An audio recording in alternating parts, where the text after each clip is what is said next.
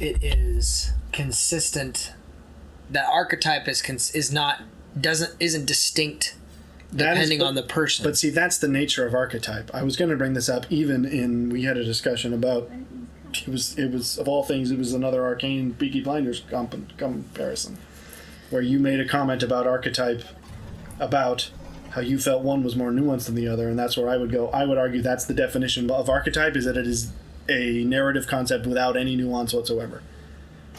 Sure. Because this would be the example, is like, it was popular a while back, the sort of flow chart of like Star Wars versus Harry Potter versus Lord of the Rings. It's like, okay, archetypally, Gandalf is Dumbledore, is Obi-Wan. They are the same archetypal character. It's the nuance that makes them separate stories. Sure. And that's the nature of nuance, is that you add detail to the archetype in order to give it a fleshed out separate existence. Otherwise, all stories with archetypes would be the same. So to say that it's non-nuanced, I think that's by definition. It must be non-nuanced. Because otherwise it's not an archetype anymore. Archetype is universal, especially because it has no nuance. I don't think that... I don't think that a understanding of allegory within Genesis is in disagreement with that sentiment for the most part, but what then you must concede is that then you do not agree with specifically with biblical writers such as John, specifically in I don't know that Revelation. I don't know that you couldn't interpret that archetypally as well. That the archetype of the deceiver need not be... It can be, again, a form, not an instance. Because the form would exist within all people. Because all people are capable of deception. Therefore, this is what I think... this is what's weird about it, is that the argument wouldn't be that, like, within this person there is a element of deceit, and within this person there's an element of deceit, and so each creates their own persona of deceit. Well, that's kind of what I'm That's hearing, not what I'm suggesting. Explain. What I mean, perhaps you could make the argument, is that it is the collective deceit of all men that gives rise to an external deceiver. Thus, if all people could be saved, the deceiver would cease to be. Well, but he doesn't, because all people can be saved. I.e. the blood of Jesus.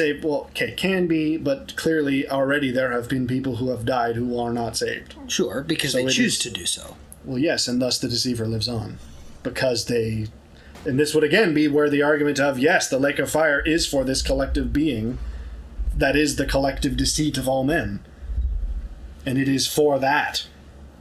And those who are given to that, as in those who are disintegrated, but not just disintegrated, in fact, so fragmented that they are in control of their subconscious components. That is to say, if you are someone who is at least self-aware enough to know that you battle with this part of yourself, then there is the chance that you could get, again, as Paul says, make it to heaven by the skin of your teeth, in essence.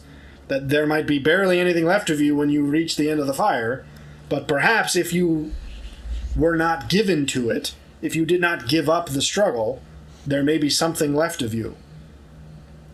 Whereas those who are so lost that they are in fact given to their baser natures, they have essentially abdicated their free will and allowed their base nature to run them, those people will be cast aside with the Spirit because they can't be divided from it. Again, this is where the concept of the integration is in fact a part of salvation. That's a Jungian concept, which may not be... I don't know how the church would feel about the concept, but like... If you... To struggle against sin is different than to live in sin. I think all people can acknowledge that. Because that's the that which I wish to do I don't do, and what I don't wish to do I do. If you are self-aware enough that you battle against your baser natures and sometimes lose, that is not the same as living in sin. Agreed. 100%. Living in sin means I gave up the battle. Right. I would say that which is the struggle of why I would say something like a lifestyle choice, such as, I'm going to, change the identity that I've been given by God, or I'm going to reject biblical sexuality for some,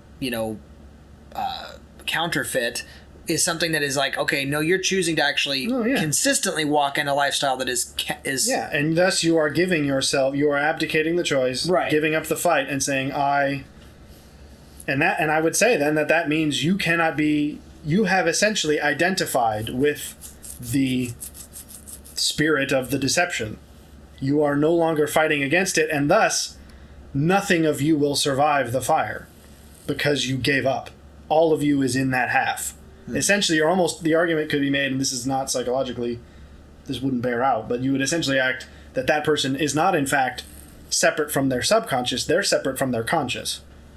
They have given up the conscious to live in the subconscious, which is why they are driven by these things. They have no control over their lives. Right. They're purely...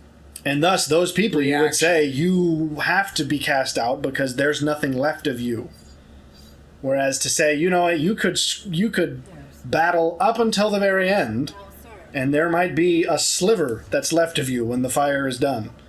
But Paul says, you will still be welcomed in, but the capacity which you retain after passing through the fire will dictate your place, which means you will probably be, and this is the awkward part of it, is like, and there's no answer to this either, is what is the hierarchy of heaven in terms of lesser saints and greater saints, and who's going to hold what positions. It's like, if you scream through barely by the skin of your teeth, you probably there won't be enough of you left to hold much of a position. Whereas if you made your life mission the excision to such that you were capable of your wickedness or your subconscious passions, then you are strengthening the conscious passions, which, again, if properly aligned, are in the service of the divine. Thus, when you pass through the fire, more of you makes it out, because that part of you was being purified ahead of time. Now, I don't think your idea doesn't have merit. My biggest challenge, and I was going to bring this up earlier, and I had neglected to remember it, but I suppose I've taken the evil side thread of things, as far as like that can be something that on an identity level is separate and is distinct from human understanding and existence. Yeah. And obviously you've said, well, what if they persist because of the human experience? But I would say there's also many passages of scripture that talk about the divine counsel or the heavenly counsel of God. In fact, it talks about the fact that God sits in heaven over and presides over the heavenly counsel. Are not some of that made up of saints? The concept of the saints this was aside. This was before. No, it's like, for instance, in particularly, this is just one passage, but Psalms 82, it talks about, God has taken up his place in the council of God in the midst of the gods, lowercase. He holds judgment, and so he's sitting on. But again, you're taking what is a poem literally at that point. No, it's not, because it's not at that point. I don't think that it is then somehow non-factual is my issue. That my I guess argument is, I think you are attributing more value to factual than I am, in fact, where I'm saying I don't think that its factuality is necessary for its meaning. Its meaning persists beyond its factuality. Right, but what I'm saying is, I believe that in order to actually have the existence of something like heavenly council, heavenly hosts, hosts that literally then were known by the daughters of men, that's not redound something to that every time. No, I'm not just redounding solely to that, but I'm saying that is an element. Is they had interactions with humankind that were, if interpreted literally, external. That is the dividing line. Is you have to. I'm not denying that I am essentially. I'll admit that I am attributing to that a non-factual interpretation. and suggesting that that conveys an idea more than it conveys historical fact. What is the idea that it's communicating? What would be significant about including that as an allegory? And because allegory by definition must communicate some level of... I think there could be the interpretation of that as basically the same thing as I just said, as being a decision to align with the subconscious more than the conscious, essentially to align with the base passions above the divine purpose. That's one potential. I don't know that I don't know that I could tell you this is what it would mean. Therefore, And I'm not suggesting that that's inherently wrong. I'm just saying even something like the heavenly council that's seen not just in one particular passage. Granted, the Psalms 80. Well, because there is the passages in Revelation in which it's revealed that there will be saints at the side of the throne who are part of that. But that they take that spot because of the heavenly hosts that have walked away and have been replaced by. But see, that's again, that's an a priori assumption that there was an external thing being replaced. Whereas what if it's not an external thing being replaced? What if that is it? No, that it's the Heavenly Council is made up of that and always was. No, that's not me reading that into it. It's a. I'm saying that psalm does not imply.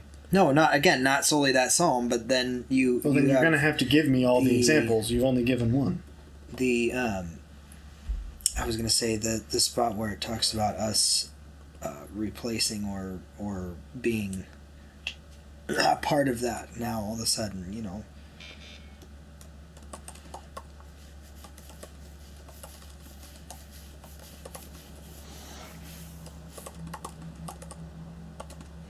Because this would, in fact, I almost would say that my interpretation could, again, I'm not suggesting, and again, when I say my interpretation, this does not mean my belief structure. The interpretation that I at least enjoy pontificating about, because I think, I would say that I have yet to come across the element of it that would say, okay, that puts the nail in the coffin and it must be dropped. Not suggesting that such a thing doesn't exist. I'm holding this with a very tenuous grasp of sure. If someone could show to me, this is the part of the Bible your interpretation directly violates with no counter-argument, then I would welcome that. I don't know that any of the ones you've brought up are truly inviolable. I think there are perhaps just different interpretations. But again, I'm not holding this with any sort of scrutiny or I'm not holding this as fact, as inscrutable fact. But I was defending. I forgot what my actual point was going to be. I got caught up in the defense of holding the point. What you just said something about? You were talking about the concept of the whole heavenly council and.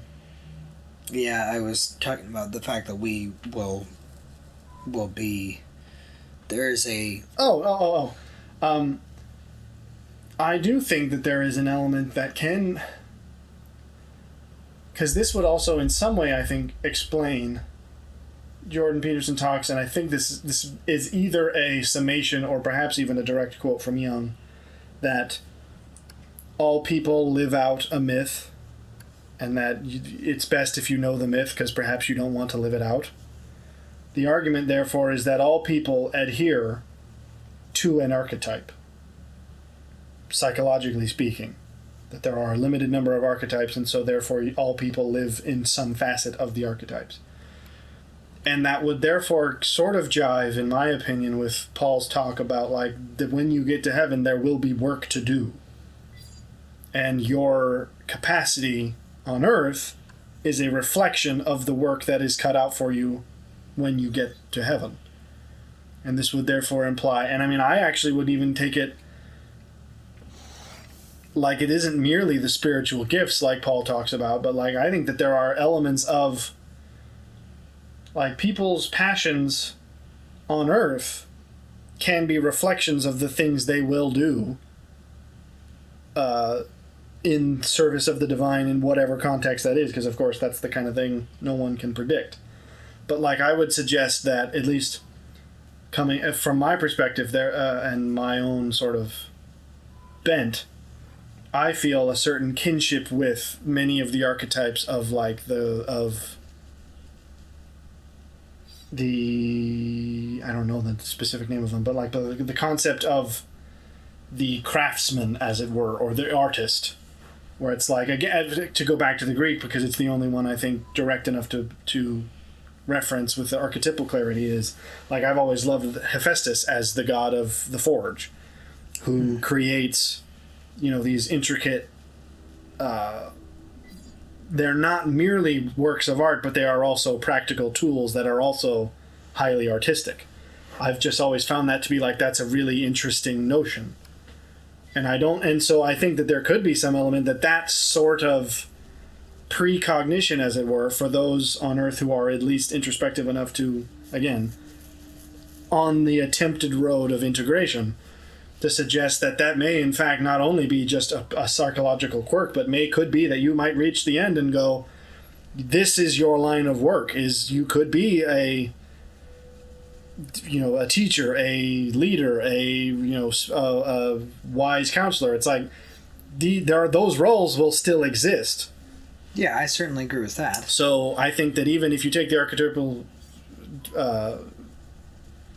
framework, that also carries a through line, so that it is also, it's like the passions you have on Earth may in fact be the very work you're expected to do, which is why you have I think them. that, again, not only does it say God will give you the desires of your heart, but also there's a passage that says you'll be known as you are known, meaning I believe that on a consciousness level you are, this is why then this would also imply I'm a triune,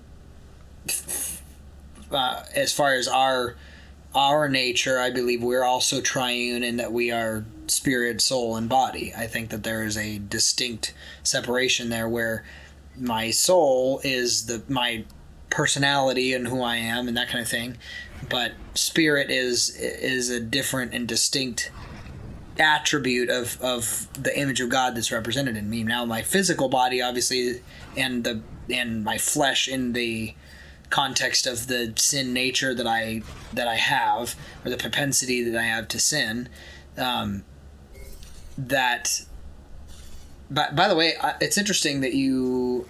So, sidebar real quick. Augustine actually would disagree with the sentiment that because Augustine, I believe it was Augustine. It was either Augustine or a different church father that's escaping me. Would disagree with the idea, because he's one of the ones that actually said he believes that we have the propensity to sin, but that we are not born into sin in the same way that most people understand Adam's sin applies to all of us, essentially. Like, born into sin, most people... the capacity for sin is within all of us. That is fallenness. Right, but the notion is that we are born into sin and that we're condemned already just simply because of the fact that we're human, and we have to come by. He would disagree with that? No, Augustine disagreed with the sentiment that basically what he believed was that we were born as beings who were untainted, I suppose, or unsullied. I don't think that's correct, because here's a whole passage in which he describes how many people think of infants as being pure, but they are not. Okay, so that has to be a different church father. Because he talks about, like, the infant is the most selfish being that exists. And so he's like, we forgive it because of the fact that there are progeny and they can be taught to be differently. Sure. But their base nature is selfishness at all costs. So it's like the idea that children are these pure infant, it's like, no, they're actually not. They're sin incarnate. And they must be reared out of it. That's obviously, I don't think he uses the phrase sin incarnate, because that's far more extreme, but he basically says this notion that, like, children are pure and innocent. It's like, no, all you need to do is interact with a child to know that they are selfish and violent and all the other things. Yeah.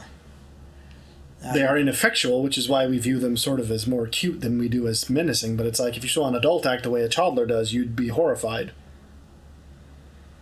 Well, But I'd like to follow up with one final thought, which is that I think that if you take this archetypal to every aspect, not merely the capacity for evil, that means that all of your archetypal elements have metaphysical implication, in the same way that, like,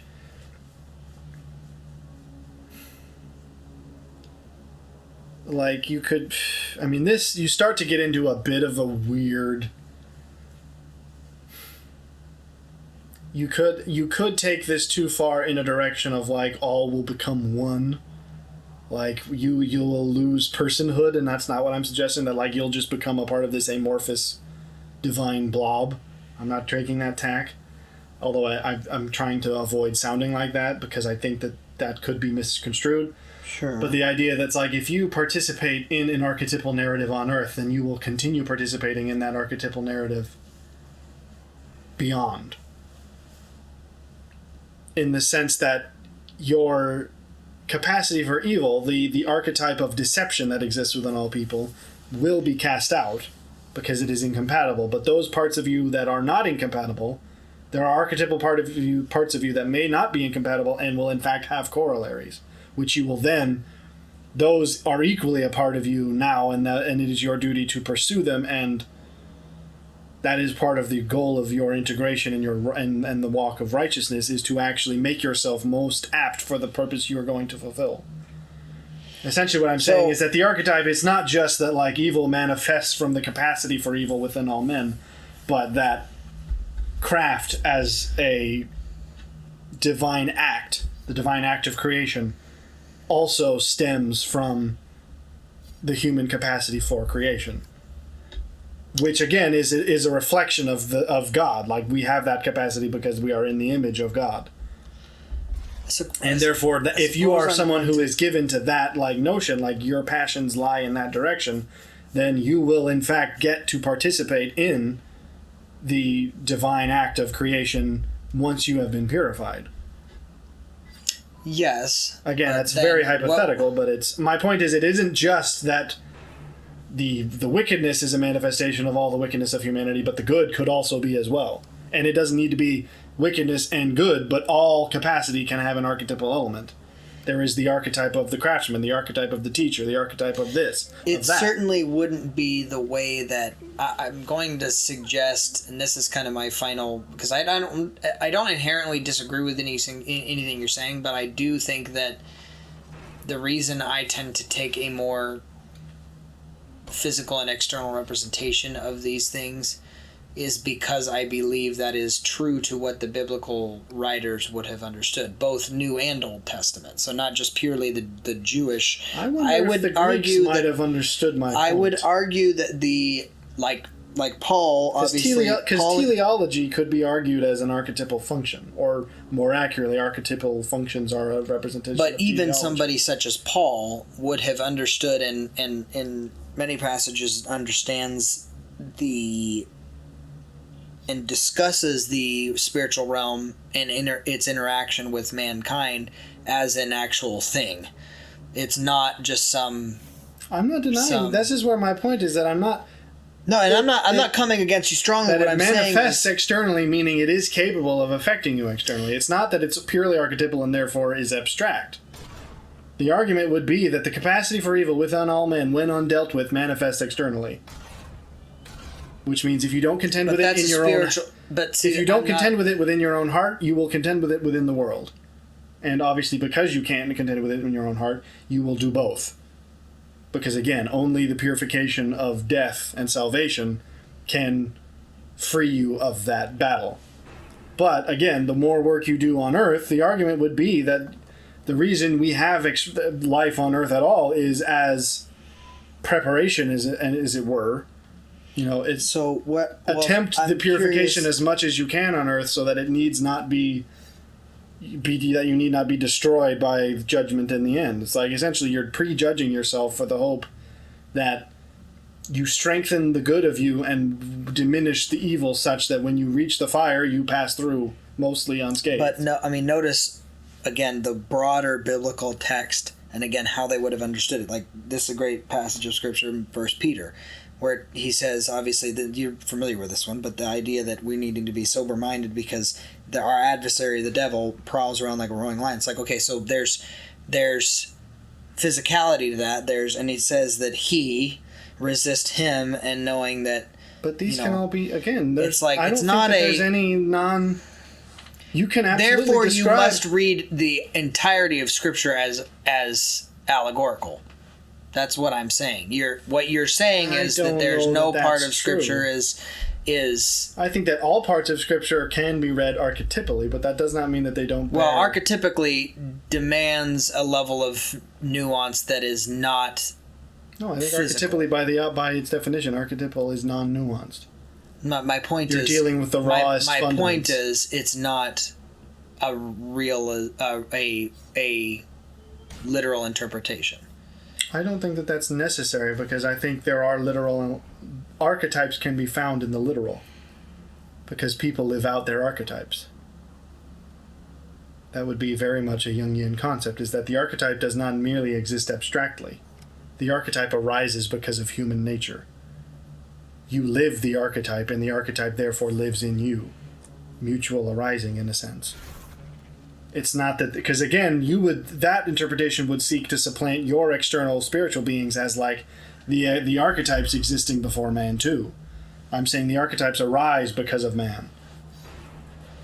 Or in conjunction with man, I suppose you could argue if you wanted something a little bit more different. Like the argument is the concept of... But then, again, I would argue that the minute that it's denied... The reason there are... it's denied that somehow it ceases to exist, and that's not what I don't think I've never said that it ceases to exist. I, in fact, say it's that no it longer projects external, certainly. No, it would be, but it projects from you outwards. It doesn't Until mean that you it doesn't... decide that you're not going to yield to it. But you can't decide that because you are fallen. You'll never achieve perfect integration, thus it will always be externally manifest. Only in death will it cease, because then all of it will be torn from you and cast aside. What is left of you is the archetype of good that you seek. If you give up the fight and you are succumb to your baser passions, then you will be cast aside with the archetype of those baser passions. Well, I mean, and again, it's not in opposition like to other scholarly... The reason we have the archetype of the mentor is not because it existed and then men inhabited it, but rather people have mentored other people. There is a capacity to teach. I was about Thus, to say, the archetype arises from mankind. It's not in opposition to scholarly research, even within the context of like the archetype of the Antichrist, for instance. A lot of people are looking for that particular person. It's like, well, no. Many people have represented the archetype of the Again, Antichrist. it's a function. It's a role. Woe to those through whom they come.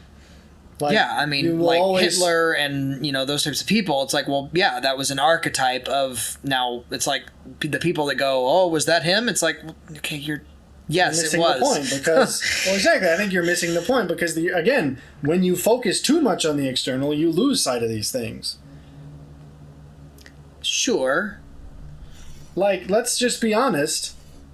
I guess if you really, I feel like this is a little bit brazen, but it's not, I guess, out of keeping. It's just perhaps a little bit too exaggerated, but you would essentially be arguing that the devil exists in you.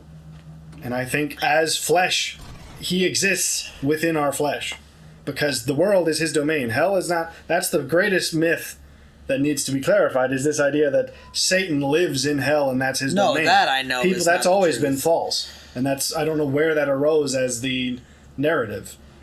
But it's like, the earth is where he lives. This is his domain. And he inhabits your flesh. Which is precisely why your job, not for your own psychological self-help, but your divine purpose is to kill your flesh. Again, there are other... I'm not Die to suggesting yourself that, is not just self-help advice. Right. It's like, it's the only way to save the world. Well, and I also think it doesn't fly in the face of... I'm not suggesting that all biblical contexts disagree with what you're saying. It's like even something like Jesus saying to Peter, "Get behind me, Satan." He's directly calling that out in him. He wasn't. Yeah, exactly. I believe he was talking to Satan, and Satan was in Peter because Sure. Satan is in all of us. Now there is also the Spirit. Well, in and all again, of us. Satan, the challenger Sure, at that point, the deceptive force, sure, is in all of us, just as the force of righteousness is in all of us. That's the Spirit. You are called to follow Him. This is, I guess, my point. Is it's like these two archetypes exist within every man, and those who give up the fight, who yield to the deception, will be cast out with the deception when it is time. And this is why you're saying yours is a bit of a hybrid, because Petersonian, I'm going to call it theology at this point, is is one that would say I'm not archetype sure how, is I don't know purely... how different he would. He may or may not agree with me. Like, he might actually concede a certain spiritual component, or he might say, no, the archetypes... Well, but I don't because think, at one point he's talking about the personhood of Christ, and I he think talks he about might the suggest that objective the and the archetype, that there's no- subjective world yeah. meet. So I think he might even agree that there is an element of, like, what difference would it make?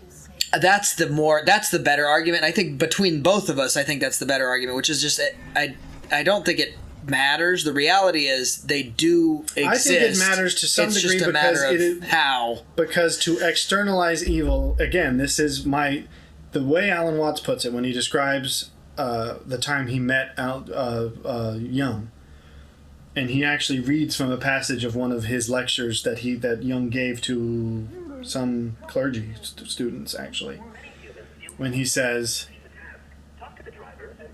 I love the way he puts it, especially because the way he says it is so, he has such a gravity in his voice, but he says that the degree to which you see evil in others is the same capacity to which you are blind to it in yourself.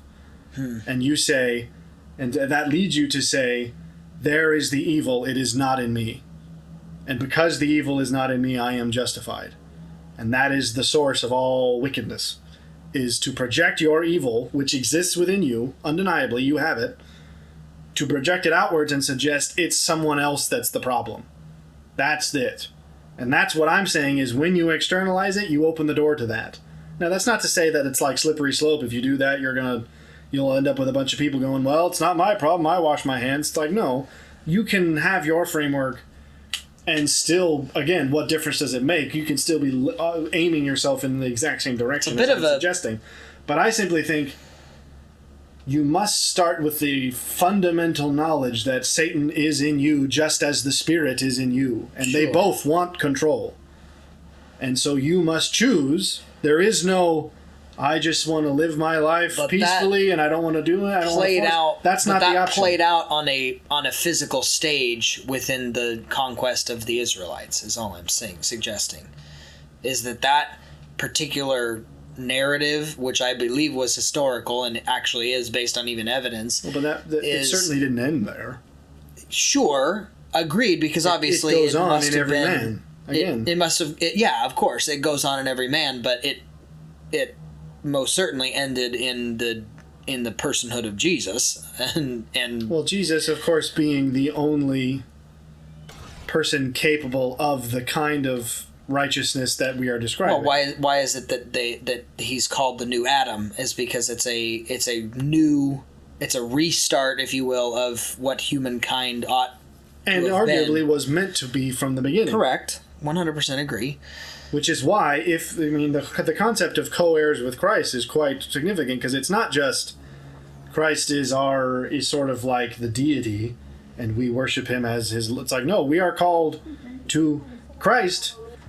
Worships the Father, despite the fact. This is where the Trinity gets to such a sort of it's impossible to comprehend.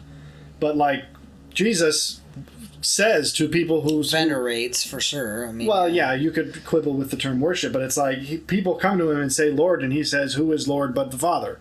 Sure, and yet he is. This is. Well, I think within the context of him being a human, I think that was a part of him. His own limiting himself. He was no longer. I'm saying the point is that we are not called to simply be Christ's subordinates. We are called to be co-heirs with Christ. Sure. All of us in the aim of serving the Father. And that's where you're giving when you externalize it, you're giving the Father primacy, and that is a very Catholic notion, and I don't. It's a Catholic and an Orthodox notion that the Father. The way, again, the Trinity is impossible to understand truly. But the framework, which I think at least gives the human mind something to hold on to, would be, and again, I'll admit this is very Greek, but it's the concept of...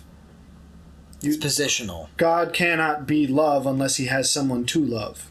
Therefore, the Son exists as the object of the Father's love. And the Spirit is that which binds them as the lover and the loved. The Spirit is love, Christ is the loved, God is the lover. These things this is the minimum requirement, even grammatically speaking, for a Greek sentence. Like, You must have the subject, the object, and the force that binds them. Now, of course, this is imperfect, so you can, of course, I'm sure that you could find some Nicene heresy that's like, if you took this to its logical extreme... Modalism, Patrick! Like, I'm sure, this is why I'm suggesting you shouldn't take it literally, but like, as a way of trying to get your head around it, it's like... Sure. So the Father is the subject, which in some sense is the center of the phrase...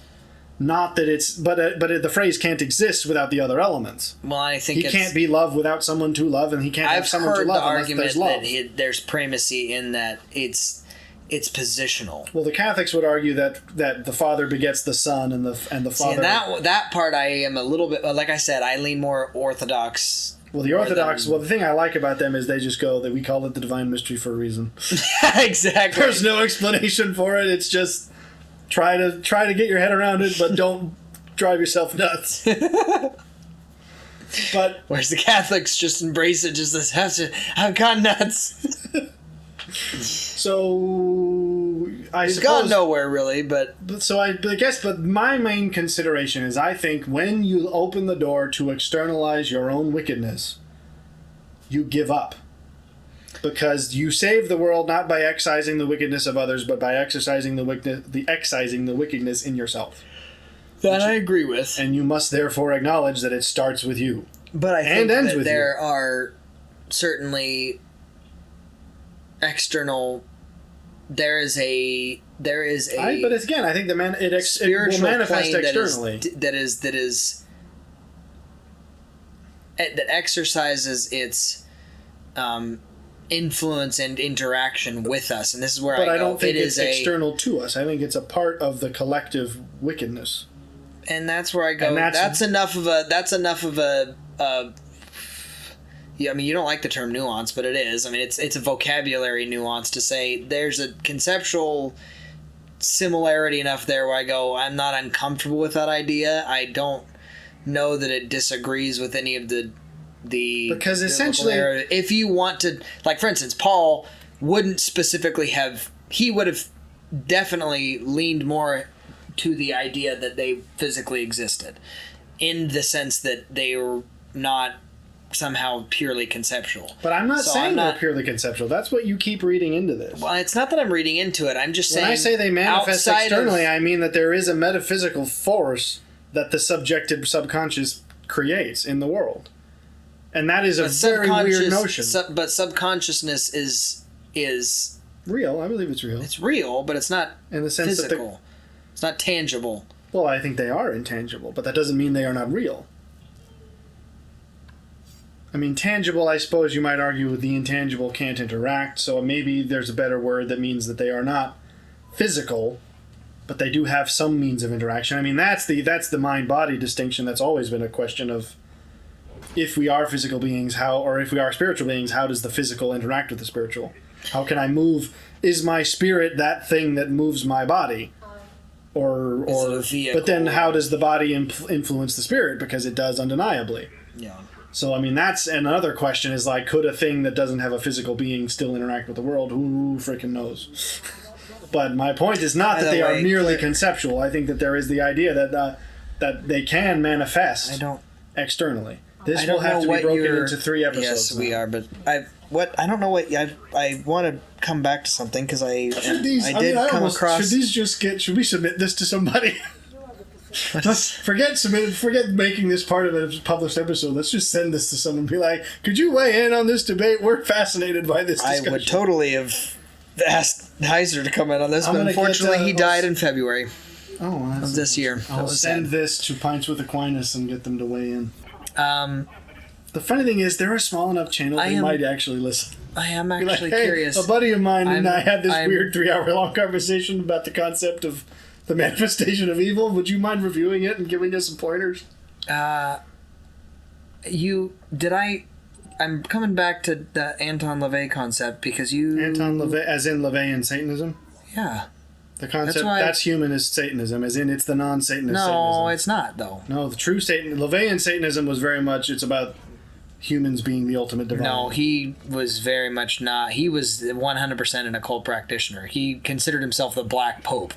He was not. I have heard. You'd have to look into this, but I have heard that there is that the reason there is true Satanism, or like biblical Satanism, which is essentially the inverse of the biblical narrative. He's the founder of the Church of Satan, which is the humanist, the divine human is essentially that. The Church of Satan is the ones who don't believe in that Satan exists.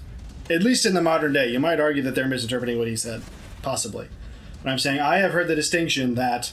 That's who I was talking about. Satanism, who were we talking about before? Aleister Crowley. Oh, see, that's I ended up misquoting myself. So he's the one I was. LaVey is the one that died in '97. That ended up. I have simply heard that the concept of like biblical Satanism is literally the Bible, just rooting for the opposite side. It's literally taking the biblical text at its face and simply saying, rather than God being good, we're going to assume that this other guy's good. That's what actual Satanism is. Biblical. Whereas I have heard the phrase LaVeyan Satanism as being the postmodernist religious humanism. Now, I don't know how well, maybe that's a misattribution, that could well be. That is just what I have heard, is that his teaching was far more elevating of the self than of the person of Satan, who they don't even necessarily agree exists. Anyways. So, again, none of this, as we've said, has touched upon anything that maybe resembled fact. These are all just theories. I simply am interested in the discussion because I think it elucidates a lot of things. And I think which is why I say I don't necessarily know that I could say I believe it, but rather that as I experiment, you have to adopt the framework and then mess around with it. You can't necessarily know a priori how valid a belief system will be unless you say, okay, if I adopt the fundaments, if I take the axioms and I take them as fact, how much of the world can I explain before I run into something where I go, okay, no, my fundamental suppositions are wrong? And I don't know that. And that's where I go. As I explore it, I think it actually does elucidate lots of things. It certainly is. It begets a better and demands a better interpretation of the evil within you. It does demand that you actually and I think the Orthodox have a good perception of that. Well, and that your own walk of righteousness is not for your own good. Your own good no doubt benefits or results, but your path of righteousness and pursuing holiness is the struggle of all good versus evil. Like, it's not just that it works out for you. You becoming a better person is not like, oh, I get to heaven and God goes, good job, pats me on the head. It's like, no, I must tackle the evil within me to be a Christian, to actually participate in the metaphysical, spiritual battle. And in that way, I think your argument benefits from that. Because I think my argument lacks some of that. I haven't run into any issues specifically with the notion that there is external, purely like individual external personhoods that do exist within the spiritual plane or whatever you want to call that I don't know that I've run into anything that has been counter to the biblical narrative, nor have I run into anything that I would argue somehow absolves humanity of their need to rectify their sin within themselves. But I think it definitely gives some emphasis to the need for doing that. Done. Like, I think the trouble I have with some Protestantism is that there is this notion that, like, you say the prayer, you get baptized, and they don't even necessarily believe that that's necessary. A whole nother topic about whether or not baptism is representative versus actually salvatory. Who knows? The Catholics have an opinion. Well, I don't think it's salvatory, but I think it's... Well, I've heard scriptures where I'm like, that does seem to favor one view or the other. But again, my point is, I think there is too much of this notion within Protestantism that it's like, you ask to be saved, and then you are, and then you're fine. And it's like, no. Well, yeah. You are taking the first step towards righteousness and a path of increasing righteousness. Again, this is actually where the whole Catholic people talk about, oh, the Catholics, they believe in the salvation of works. It's like, no, it's faith, but faith without works is dead. If you are not growing in righteousness, you are not saved. And James would agree. And I feel like that's not to say that Protestants don't believe that, but I don't know that there's enough emphasis on it where it's like, if you aren't getting more holy, you're not saved yet. Or you're treating your salvation with a lot of contempt. Well, Paul would say you're acting as you were before. And so you say, you've been grafted to the tree, but you better bear fruit, because if you don't, you'll be cut off again. It's like, if you are not growing in holiness, you are not participating in salvation. That's the better way of saying it than you're not saved. Because the argument is, I would say the argument is you're not saved till you die. You are on the path of salvation, which begins with... Well, it's work out your faith with fear and trembling. Yes, it's like that is the beginning. It's not, I'm saved and I'm good. It's like, no, you could live a horrible life after this point, and God's not going to go, welcome. He's going to go, who are you? I never knew you. Like, just because you said a prayer does not mean you stay saved. That it is the... Salvation is not over till you're dead. So you must participate in it. God doesn't just go, all right, this is sort of the Jesus take the wheel thing. It's like, do I understand the concept of it? Yes, of course. But this notion that's just like, I'm abdicating and going, God, it's like, no, God expects you to be a part of this. God's not just going to go, boop, you're saved, and run along. God's going to go, no, I have work for you to do. There is a process to this that you have to commit to. This one, I'm not trying to castigate all Protestants, because I'm sure that I'm strawmanning it to some degree. But I think that the emphasis is lacking, where it's like, no, the process is the salvation, and you must be participatory in it. It's both and. Otherwise, you're just expecting God to go, all right, fix me. Yeah. And he will, but he demands that you walk along the road. Exactly.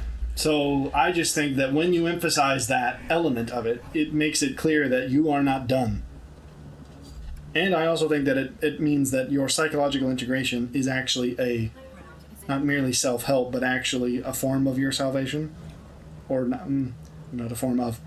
It is one of the facets of the process. Like, I think to be a thoroughly unintrospective person, I think doesn't mean you're not saved, but I think you're limiting yourself a lot. Well, I think the concept of milk and meat that you had mentioned yesterday is a part of, within the faith. Like, there's I've never mentioned this. Yeah, it's odd that you say that, because I have mentioned it in the past, but I didn't mention it yesterday. Oh, well. We didn't talk hardly yesterday. Well, yesterday when we were talking about the whole notion of... We were talking about milk and meat.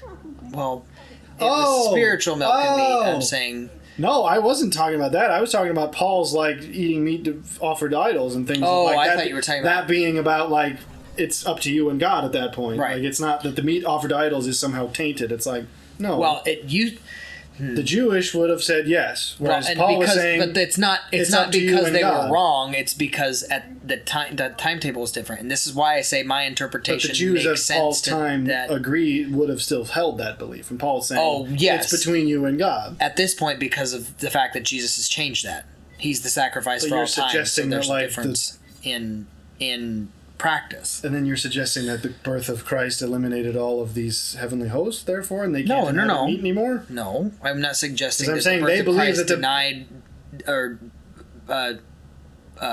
made them no longer exist. What I'm saying is that they no longer had dominion. The part of the reason that there was this whole so you're arguing that there are demons in the meat, but I can eat them because I'm saved? No, it's not that they were in the meat. It was That's what their belief was, that it was actually physically tainted because it was offered to idols.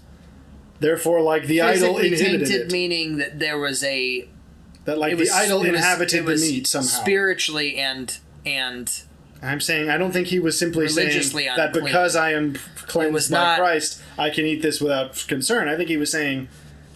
That's 100% what he's saying. I think He's saying, don't call anything clean. Why is it that Peter had a encounter where Jesus... This is precisely my point, is that he's saying your previous framework is wrong, not things have changed, but you... no, I think it was 100% things have changed since Jesus came. I don't think it was your previous framework was wrong, because God was the one that laid it out. But it was I don't the believe whole God, point of the reason- tabernacle and the idea of clean versus unclean and all that kind of But stuff. that Because was- God was very specific about it. But I was don't that think, he was but it was separating. I don't recall anywhere in Deuteronomy where God says that pigs are naturally unclean. He just tells them not to eat them. I don't think he even gives reason. That's what makes it kind of odd. But the point is, it separated them as his people group. Well, for sure, a but that's particular symbolic, I would purpose. say. Not because Sure, but the demons inhabit this meat that you can't eat. No, that I agree with you, but my point is, it's symbolic in that it made them distinct. See, I thought you were going to bring up the concept of spiritual children raised on spiritual milk, but when you're grown, you can eat meat. That is what I was initially going to. Well, because I have said that in the past, but I didn't. That isn't what I meant yesterday. In that notion, I was going to say there is a. I believe that there is truth that is not that isn't in the Bible. But what I'm saying is, with my argument, there are some people that will take it at face value and go, because it's an external source. If we do take that interpretation, because by and large, most kind of fundamental milk level Christian teaching is that there's this the Bible was dropped into the earth on 1600 by King George. What? Not King George. It's the King James rather. Yeah, no, I'm not that kind of a person. But no, I'm saying the idea that the Ooh. that the devil and God are almost mirror. I mean, it is very when you are early learning about the faith, it's very much like Satan is deceiving me or whatever else. It's essentially the idea that like you should only read the Bible and any other man's wisdom is all useless. And I'm like, no, I believe that non-Christians can touch on the truth. Sure, I believe. I mean, but I do agree that if you're not careful, if you don't have a solid foundation, you won't be able to sift the wheat from the chaff, as it were. Agreed. So but it's like, what I'm I would not saying is recommend you go my read. concept when you get into the meat of it requires that you see the dichotomy of your flesh versus your spirit. But I don't think that you must exclude the notion of actual personhoods within the spiritual realm in order to get to the place where you're Personhood is such an odd and difficult thing to quantify. Well, that's what I think. Because I don't think you can. That's the one qualm I have having with. It? I'm not trying to prove it or disprove it. What I'm saying is that's the one qualm I have with your argument is that it, by necessity, takes that away from the spiritual hosts. By the heavenly host, they cannot exist subsistent from the evil and or good of humankind without not being persons. That is but the then truth. I also would argue that how could you prove their personhood otherwise? How do you prove personhood is the question. Well, a name isn't enough. No, a name isn't enough, but again, the way that I'm saying, I don't know that makes a difference because you couldn't have proved the personhood that it was there anyways. So to deny it, I'm not suggesting anything radical. No, I'm not saying you're suggesting anything radical. What I'm saying is just I disagree with it. I don't specifically subscribe to the notion that they're not distinct beings. Well, I think all the biblical beings, writing, but distinct being is not necessarily personhood. But I'm saying a distinct being dictates, and certainly all the biblical writing would suggest that they're distinct beings, and I think that then necessitates a literal understanding of the way that they interact with humankind. Now, it's certainly true that our evil is manifest in them, but I also think, again, as I already have conceded, your argument does give some very great emphasis on the idea of you must resolve what's in you. You can't hide what's inside. Well, that is, in fact, if you could... Yeah, I mean, Jordan Peterson talks about this all the time. It's like, if you could actually integrate yourself fully, who knows what you would become. The argument could, in fact, be, I mean, again, you touched before we even started on the concept of, like, universalism, that you were afraid my argument might open... I'm not that I might go there, but that my argument might open the door. But, like, you might argue, okay, where would a figure like Buddha come into that? in a religious sense, you'd have to say, well, he's heretical. He's some other external. It's a demonic Or you could say, source. well, except for the fact that Buddha was never, I don't recall ever described as having miraculous power. No, I agree. I'm just saying. Where I I'm would saying go, the okay, then notion, what if the he knowledge, was just merely the closest any person has come to integration? That would Okay. explain that. but it's still sub spiritual. I mean, it may be integration, and that put him on a nearly heavenly plane, but it certainly did not give him the ability to actually transcend. Well, I agree. This is why, but this is my point. I mean, is that that's all I'm saying. Well, this is my point: is that Buddhism was never intended as a religion. It's a philosophy. And you and I have both Much like totally Taoism agreed with that. is a philosophy, Right, and you It's and I not both intended. agreed with that. In fact, like to worship or pray to Buddha is, I think, to miss the point completely. I think I even agree he would with agree that with completely, that. yes. He could come back down and be like, "Why are you praying to me? well, and I I actually told you to think, do this for yourself." Well, I think that that's true within the context of actuation of your. Yeah, I mean, I think you can do that where you would say, "Oh yeah, integration of." There are many people throughout history that I think better integrated themselves. Because I think part of my But I argument mean- for it is that if you take the supposition that the concept of evil and the metaphysical external reality of it, which I don't deny, is, let's perhaps say, fed by Ooh, I like that the sharpening. wickedness within you, See, I like that sharpening then better, though. your own integration is essentially denying it food. Agreed. You're 100% saying, I agree. will not let my capacity for wickedness So you're on feed your own. the greater, which means, of course, everybody else's undiscovered capacity for wickedness that they don't deal with manifests externally. Continues to feed, sure. But I am denying it my contribution. Agreed. And I don't Which disagree means with that notion, it still but I'm exists. saying It's it not could like, still oh, exist starved. I've is all I'm conquered saying. my wickedness, which therefore means all wickedness disappears. It's like, no, it wasn't. I never intended it to be. There is one wickedness for each one person, and they're all running around. It's like, no, the grand one, the singular form of wickedness is fed by the wickedness of all men. Well, but that form is And you're suggesting that Satan. does that It's thing the devil. yeah, but does that exist external to the man? I or think does it does. And now I like the idea I of would feeding argue it. I that certainly agree. You could, I think, but again, you can argue that. But again, it does come down to like, well, what difference would it make? And that I totally agree with. Is that where I this go? is all If it manifests from man's untapped and uncontrolled wickedness, my point is that it and there was a saint who said this, a church, I don't know if it was a church father or a saint, who said something along the lines of, I have it saved somewhere, I'd have to find it, but it was basically the notion that Satan, and this is controversial, but that Satan does not make you do anything. well, that I He never comes to you and like he doesn't does not twist your dangle arm. temptation in front of you even. He, you could argue, is merely feeding off of the wickedness in He's you highlighting have not what's dealt already with. there because he doesn't even know. That's what's interesting. And this is the That's why argument- speaking again- things out loud is so important because Satan is not omniscient.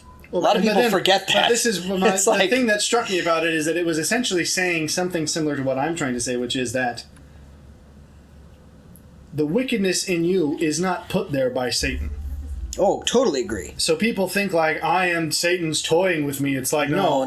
That wickedness was there, Yes, totally agree. and it wants to join him. Yes, It- that notion. Your 100% Satan does agree. not call to the wickedness in you. Your wickedness calls to him, because the argument might calls in well ostensibly be maybe it's in a court. It's in that it wants to join with It's the in universal wickedness. harmony or in Sure, you accord, could again. yeah. It's either Accord. you could say, but my point is the argument would it flips the dynamic that it isn't him is putting things in you, but rather the parts of you don't deal with seeking manifestation in him because you won't give Agreed. it to them, and that is why you must excise them.